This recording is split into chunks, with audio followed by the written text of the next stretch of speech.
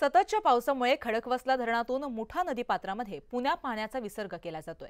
हा विसर्ग 16,000 क्युसेक्सवर नेल्यानं पुणे शहरातील मुठा नदीवरचा भिडे पूल जो आहे तो आता वाहतुकीसाठी बंद करण्यात आलाय, तर परिसरातील नागरिकांना सतर्कतेचा इशारा देण्यात आलाय। गंगापूर धरणातून पाणी सोडल्यानंतर नाशिकमध्ये गोदावरी नदीला पूर आलाय।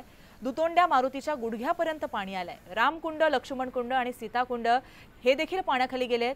गोदाकाठावरील मंदिरांना सुद्धा पाण्याचा वेढा पाहायला मिळतोय।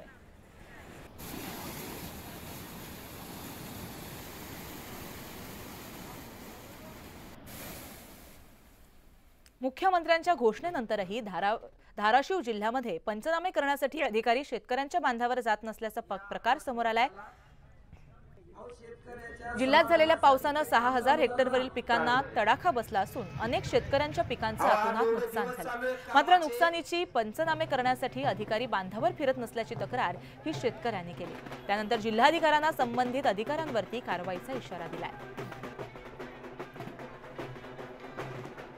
शेवटच्या टप्प्यामध्ये अजून आम्हाला एक्सपेक्टेड आहे की आता ह्या महिन्यामध्ये अजून आता झाले त्याच्यापेक्षा दुप्पट तिप्पट मोठा पाऊस होण्याची शक्यता आपल्या शेवटचे 15 दिवस जे आहेत, म्हणजे गणपतीच्या नंतरचे जे आपल्या ट्रॅडिशनल आपली हिस्ट्री या जिल्ह्याची राहिलेली की गणपती झाला की मोठ्या प्रमाणावर पाऊस येतो।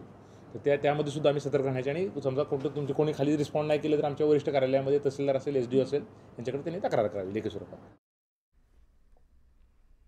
आम्ही वारंवार प्रशासनाला गाव लेवलच्या प्रशासनाला जाऊन दखल घ्या शेतकऱ्याची, कारण शेतकरी साहेब जगला पाहिजे म्हणून आम्ही वारंवार प्रशासनाकडे गेलो, दखल घ्या, गाव लेवलच्या प्रशासनाकडे गेलो, जिल्हाधिकाऱ्याकडे गेलो। आमचे कुठेही पंचनामे आज अद्यापपर्यंत एकही प्रशासनाचा अधिकारी किंवा कर्मचारी हा आमच्या शेतकऱ्याच्या बांधावर आलेला नाही साहेब। झोपलेल्या प्रशासनाला माझी विनंती आहे साहेब की आता तरी शेतकऱ्याच्या बांधावर या आणि हे बघा शेतकऱ्याचे काय हाल आहे ते, आणि शेतकऱ्याचे हाल शेतकरी वाचवा साहेब।